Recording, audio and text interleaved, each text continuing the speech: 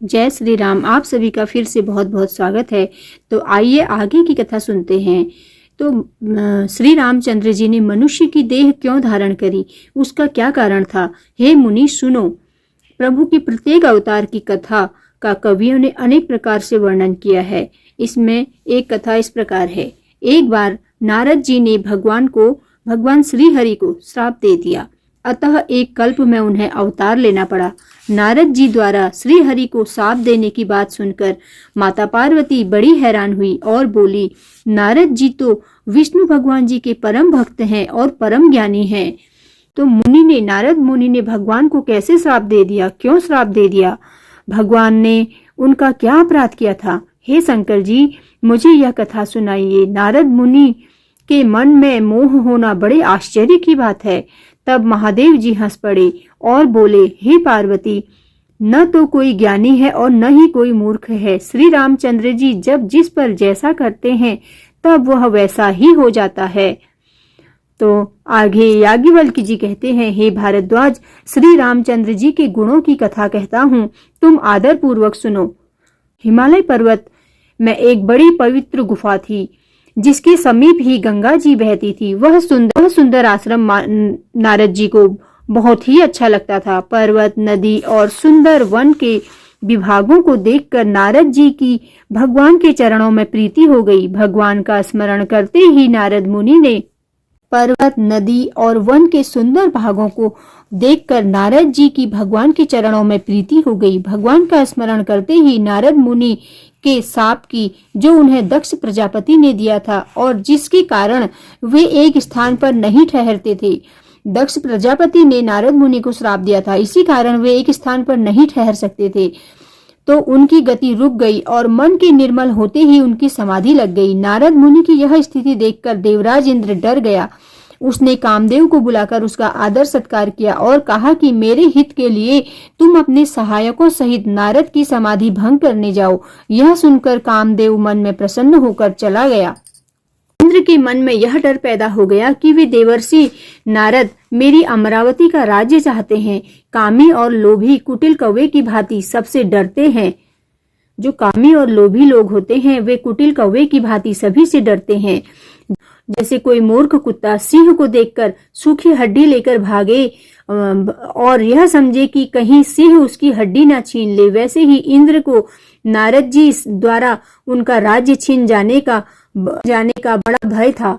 कामदेव उस आश्रम में गया तो देवराज इंद्र की आज्ञा के अनुसार कामदेव उस आश्रम में आ गया और उसने अपनी माया से वहां वसंत ऋतु को उत्पन्न किया। वृक्षों पर नाना प्रकार के रंग बिरंगे फूल खिल रहे थे। कोयलें कूकने लगी, भंवरे गुंजार करने लगे।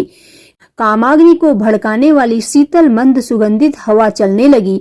रंभा आदि नव युवतियां, देवांगनाएं और जो काम कला में हर प्रकार से निपुण थी, वे अनेक प्रकार से तानों के साथ गाने लगी। कामदेव ने अपने सहायकों के साथ मिलकर यह माया जाल फैला दिया।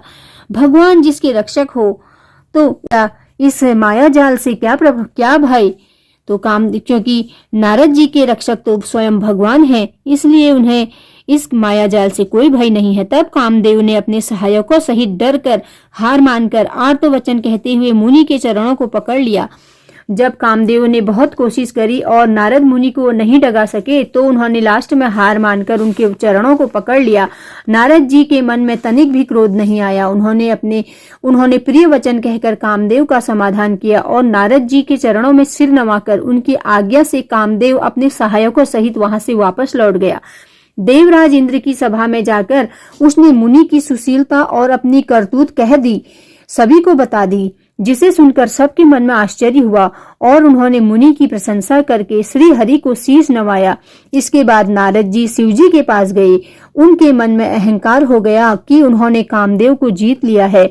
उन्होंने कामदेव के चरित्र शिव जी को सुनाए और महादेव जी ने नारद जी को अत्यंत प्रिय जानकर यह समझाया, हे मुनि, मैं तुमसे बार बार विनती करता हूँ कि जिस प्रकार तुमने यह कथा मुझे सुनाई है उस प्रकार श्री हरि को कभी मत सुनाना। चर्चा चले तभी भी इसे आप छिपा लेना।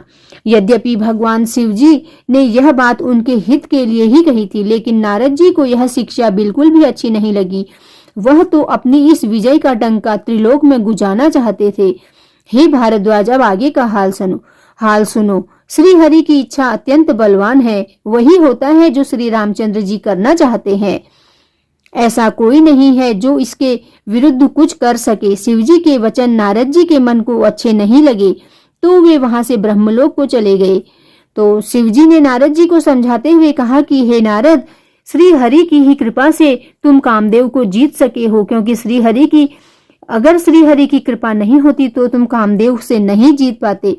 तो शिवजी के ये वचन नारद जी को अच्छे नहीं लगे तो वे वहां से ब्रह्मलोक को चले गए। गान और विद्या में निपुण नारद जी हाथ में वीणा लिए हरि गुण गाते हुए क्षीर सागर में जा पहुंचे, जहां वेदों के मस्तक रूप लक्ष्मी निवास भगवान नारायण निवास करते हैं। भगवान उठकर अत्यंत आनंद पूर्वक नारद जी से मिले और उनके साथ अपने आसन पर बैठ गए। वह हंसकर बोले, मुनिराज, आप आज बहुत दिनों बाद आए हैं। यद्यपि शिवजी ने उन्हें पहले ही समझा दिया था तो भी नारद जी ने कामदेव का सारा चरित्र भगवान को कह सुनाया। श्री रघुनाथ जी की माया अत्यंत प्रबल है। संसार में ऐसा कौन है जो मोहित न हो सके। भगवान तो रूखा मुंह करके कोमल वचन बोले, हे मुनिराज, आपका स्मरण करने से दूसरों के मोह, काम, क्रोध और अभिमान मिट जाते हैं। फिर आपके लिए तो क्या कहना। मोह तो उनके मन में होता है जिनके हृदय में ज्ञान नहीं होता है। आप तो ब्रह्मचर्य व्रत में तत्पर और बड़े धैर्यवान हैं। भला आपको भी कामदेव सता सकता है। नारद जी ने अभिमान के साथ कहा, भगवान, यह सब आपकी कृपा है। तब भगवान ने अपने मन में विचार करके देखा कि नारद जी के मन में तो अभिमान का अंकुर पैदा हो गया है। मैं उसे तुरंत ही उखाड़ के फेंक दूंगा, क्योंकि सेवकों का हित करना ही हमारा धर्म है। मैं अवश्य ही वह उपाय करूंगा जिससे मुनि का कल्याण हो जाए। तब नारद जी भगवान के चरणों में शीश नवाकर चले गए। उनके हृदय में अभिमान और अधिक बढ़ गया। तब भगवान ने अपनी माया को प्रेरित किया, अब उसकी करनी सुनो। तो भगवान ने उस माया के चलते रास्ते में 400 कोस का एक नगर रचा गया। उस नगर की रचना बैकुंठ से भी अधिक सुंदर बन गई। उस नगर में ऐसे सुंदर नर नारी बसते थे मानो अनेक कामदेव और रति ही मनुष्य शरीर धारण किए हुए हों। उस नगर में सील निधि नाम का एक राजा रहता था, जिसके यहाँ असंख्य घोड़े, हाथी और सेना के समूह थे। उसका वैभव और विलास 100 इंद्रों के समान था। उस राजा की एक विश्व मोहिनी नाम की एक कन्या थी, जिसका रूप लक्ष्मी जी को भी मोहित कर देता था। यह सब भगवान की ही माया थी। इसकी शोभा का वर्णन कैसे किया जा सकता है। वह राजकुमारी स्वयंवर करना चाहती थी, इसलिए वहां अनेक राजा आए हुए थे। मुनि नारद भी उस नगर में पहुंच गए। नगर वासियों से उन्होंने सबका हाल पूछा। राजा की कन्या के विवाह का समाचार सुनकर नारद मुनि राजा के महल पहुंच गए। राजा ने पूजा करके मुनि को आसन पर बैठाया। फिर राजा ने राजकुमारी को लाकर नारद जी को दिखलाया और पूछा कि हे नाथ, आप अपने हृदय में विचार करके इसके सब गुण और दोष बताइए। उसके रूप को देखकर मुनि जी वैराग्य भूल गए और उसकी ओर देखते ही रह गए। उसके लक्षणों को देखकर मुनि अपने आप को भी भूल गए और हृदय में बड़े ही हर्षित हुए, परंतु प्रकट में कुछ नहीं कहा। कन्या के लक्षणों को देखकर वे मन ही मन कहने लगे, जो भी इसे ब्याहेगा वह अमर हो जाएगा और रणभूमि में उसे कोई भी नहीं जीत सकेगा। यह कन्या जिसके साथ विवाह करेगी, सब चर अचर जीव उसकी सेवा करेंगे। सभी लक्षणों को विचार कर मुनि ने अपने मन में रख लिया और राजा से कुछ और कह दिया। राजा से लड़की के सुलक्षण कहकर नारद जी वहां से चले गए, पर उनके मन में यह चिंता थी कि मैं सोच विचार कर अब वही उपाय करूं जिससे यह कन्या मेरा ही वरण कर ले। इस समय जब तब से कुछ नहीं हो सकता। हे विधाता, मुझे यह कन्या किस प्रकार मिलेगी। इस समय नारद मुनि सोचते हैं कि इस समय तो मुझे इतना सुंदर रूप चाहिए कि यह राजकुमारी मोहित होकर मेरे से ही विवाह कर ले। भगवान से सुंदरता मांगूं, पर उनके पास जाने में तो बहुत देर लग जाएगी। श्री हरि के समान मेरा कोई हितैषी भी तो नहीं, इसलिए इस समय श्री हरि ही मेरी सहायता कर सकते हैं। उस समय नारद जी ने भगवान की अनेक प्रकार से विनती की, तब भगवान वहीं प्रकट हो गए। तो नारद जी भगवान से विनती करते हैं और भगवान जी वहीं प्रकट हो जाते हैं। उन्हें देखकर नारद जी के नेत्र शीतल हो गए। वे मन ही मन बड़े हर्षित हुए कि अब तो काम बन ही जाएगा, अब तो मेरा काम बन ही जाएगा। नारद जी ने अत्यंत दीन होकर सारी कथा कह सुनाई और प्रार्थना की कि कृपा करके मेरे सहायक बन जाएं। हे प्रभु, आप अपना रूप मुझे दे दें। तो वे श्री हरि विष्णु भगवान जी से कहते हैं कि हे प्रभु, आप अपना रूप मुझे दे दें। अन्य किसी कारण से मैं उस राजकन्या को नहीं पा सकता। अगर मुझे आपका रूप मिल जाएगा तो मैं उस राजकन्या को जरूर पालूंगा, नहीं तो और किसी भी कारण से मैं उसे पा नहीं सकता हूँ। हे प्रभु, जल्दी ही कुछ ऐसा कीजिए जिससे कि मेरा भला हो जाए। मैं आपका दास हूँ। अपनी माया को देखकर दीन दयालु भगवान मन ही मन हंसने लगे। भगवान ने तो यह सारा एक माया जाल रचा था। भगवान श्री हरि ने देखा कि यह उनके माया जाल में नारद भगवान कैसे फंस गए, तो उनको ऐसे फंसा हुआ देखकर भगवान मन ही मन हंसकर बोले, हे नारद जी सुनो, आपका जिस प्रकार परम हित होगा हम वही करेंगे, दूसरा कुछ नहीं करेंगे। हमारा वचन असत्य नहीं होता है। हे मुनि सुनिए, रोग से व्याकुल रोगी कुपथ्य मांगे तो वैद्य उसे नहीं देता है। इसी प्रकार मैंने भी तुम्हारा हित करने की ठान ली है। यह कहकर भगवान अंतर्ध्यान हो गए। भगवान की माया के वशीभूत हुए मुनि ऐसे मूढ़ हो गए कि वे भगवान की स्पष्ट वाणी को भी नहीं समझ सके। परंतु नारद जी तुरंत वहां बैठ गए जहां स्वयंवर की भूमि बनाई गई थी। राजा लोग खूब सज धज कर समाज सहित अपने अपने आसन पर बैठे थे। मुनि नारद मन ही मन बहुत प्रसन्न हो रहे थे कि मेरा रूप तो बड़ा ही सुंदर है, अब तो मुझे छोड़कर कन्या भूलकर भी किसी दूसरे को वरण नहीं करेगी। कृपा निधान भगवान ने नारद जी के कल्याण के लिए ही उन्हें कुरूपता प्रदान की थी, जिसका वर्णन भी कठिन है, पर यह चरित्र कोई नहीं जान सका। सभी ने नारद जानकर ही उन्हें प्रणाम किया।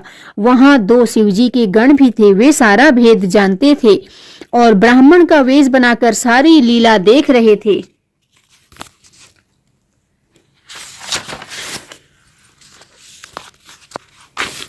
नारद जी अपने हृदय में रूप का अभिमान लेकर जिस पंक्ति पर जाकर बैठे, शिवजी के दोनों गण भी वहीं बैठ गए। ब्राह्मण के वेश में होने के कारण उनकी इस चाल को कोई भी नहीं पहचान सका। वे नारद जी को व्यंग पूर्वक वचन कहते, भगवान ने इनको अच्छी सुंदरता दी है, इनकी शोभा देखकर राजकुमारी रीझ जाएगी और हरि वानर जानकर इन्हीं का वरण करेगी। नारद मुनि को मोह हो रहा था क्योंकि उनका मन माया के वेश में था। शिवजी के गण प्रसन्न होकर हंस रहे थे। यद्यपि मुनि उनकी अटपटी बातें सुन रहे थे, पर बुद्धि भ्रमित होने के कारण वे उनकी बातों को अपनी प्रशंसा ही समझ रहे थे। यह चरित्र कोई भी नहीं जान सका। केवल राजकन्या को ही वह रूप दिखाई दिया तथा उनका बंदर जैसा मुंह और भयंकर शरीर देखते ही वह कन्या क्रोधित हो गई। तब राजकुमारी सखियों को साथ में लेकर इस प्रकार चली गई मानो राजहंसिनी चल रही हो। वह अपने कमल जैसे हाथों में जयमाला लिए सब राजाओं को देखती हुई घूमने लगी। नारद जी रूप के गर्व में फूले बैठे थे, उस ओर उसने भूलकर भी नहीं देखा। नारद जी बार बार उचक रहे थे और छटपटा रहे थे। उनकी दशा देखकर शिवजी के गण मुस्कुरा रहे थे।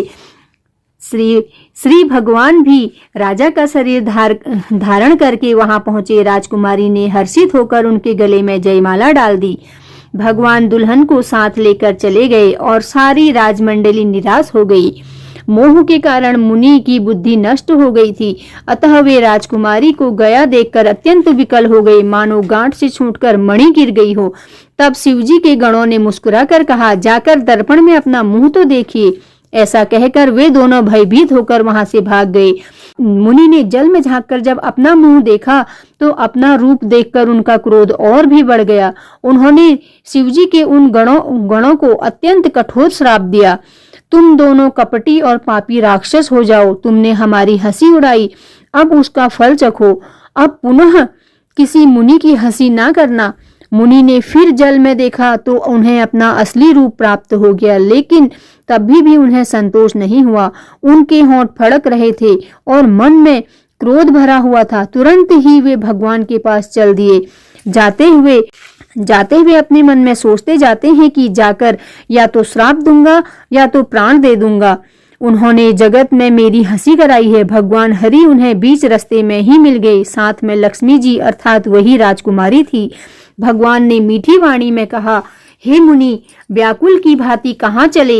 ये शब्द सुनते ही नारद जी को बड़ा क्रोध आया। माया के वशीभूत होने के कारण उनका ज्ञान भी विलुप्त हो गया। मुनि ने कहा, तुम दूसरों की संपदा नहीं देख सकते हो? तुम्हारे भीतर इतनी ईर्ष्या और कपट है। समुद्र मथते समय तुमने शिवजी को बावला बना दिया और देवताओं को प्रेरित करके उन्हें विषपान करा दिया। असुरों को मदिरा और शिवजी को विष देकर तुमने स्वयं लक्ष्मी और कौस्तुभ मणि ले ली। तुम बड़े धोखेबाज और स्वार्थी हो, सदा कपट व्यवहार करते हो। तुम परम स्वतंत्र हो, सिर पर तो कोई है ही नहीं। इससे जब जो मन में आता है वही करते हो। भले को बुरा और बुरे को भला कर देते हो। तुम्हारे हृदय में हर्ष और विषाद कुछ भी नहीं होता है। सबको ठग ठग कर अत्यंत निडर हो गए हो। इसलिए तुम्हारे मन में सदा उत्साह रहता है। शुभ और अशुभ कर्म तुम्हें बाधा नहीं देते। अब तक तुम्हें किसी ने ठीक नहीं किया है। तो नारद मुनि बहुत गुस्से में यह इतनी कड़वी बातें भगवान श्री हरि से कहते हैं। इस बार तुमने मुझ जैसे व्यक्ति से छेड़खानी की है, अतः अपने किए का फल अवश्य भोगोगे। जिस शरीर को धारण करके तुमने मुझे ठगा है, तुम भी वही शरीर धारण करो। यह मेरा श्राप है। तुमने हमारा रूप जैसा बना दिया था, तुम्हें इससे बंदर ही तुम्हारी सहायता करेंगे।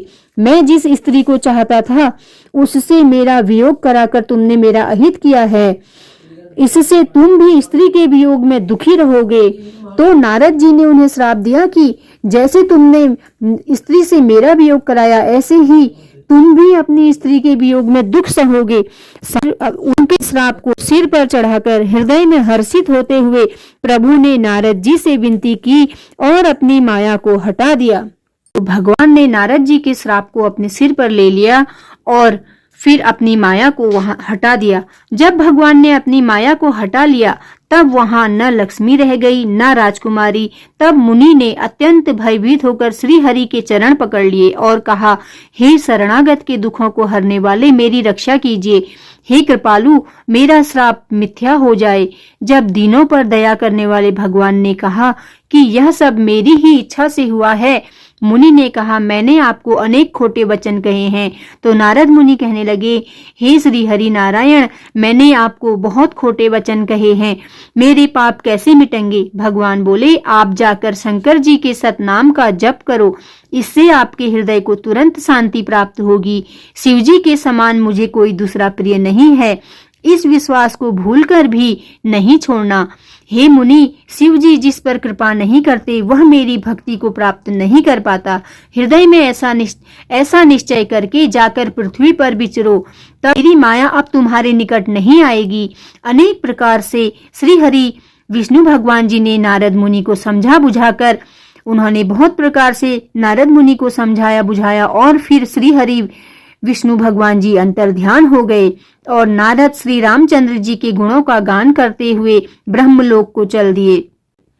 जब शिव जी के गणों ने मुनि को मोह रहित और मन में प्रसन्न होकर मार्ग में जाते हुए देखा, तब वे अत्यंत भयभीत होकर नारद जी के पास आए और उनके चरण पकड़कर दीन वचन में बोले, हे मुनिराज, हम ब्राह्मण नहीं हैं, हम शिव जी के गण हैं। हमने बड़ा अपराध किया, जिसका फल हमने पा लिया। हे कृपालु, अब आप अपना श्राप दूर करने की कृपा कीजिए। तब दीनबंधु नारद जी ने कहा, तुम दोनों राक्षस बन जाओ। तुम्हें महान ऐश्वर्य, तेज और बल की प्राप्ति हो। तुम अपनी भुजाओं के बल से सारे विश्व को जीत लोगे। तब भगवान विष्णु मनुष्य शरीर धारण करेंगे और युद्ध में श्री हरि के हाथ से तुम्हारी मृत्यु होगी, जिससे तुम्हारी मुक्ति हो जाएगी और फिर तुम संसार में जन्म नहीं लोगे। वे दोनों मुनि के चरणों में सिर झुकाकर चले गए और समय पाकर राक्षस हुए। देवताओं को प्रसन्न करने वाले, सज्जनों को सुख देने वाले और पृथ्वी का भार हरण करने वाले भगवान ने इसलिए मनुष्य रूप का अवतार लिया था। इस प्रकार भगवान के अनेक सुंदर, सुखदायक और अलौकिक जन्म और कर्म हैं। प्रत्येक कल्प में जब जब भगवान अवतार लेते हैं तो अनेक प्रकार की सुंदर लीलाएं करते हैं।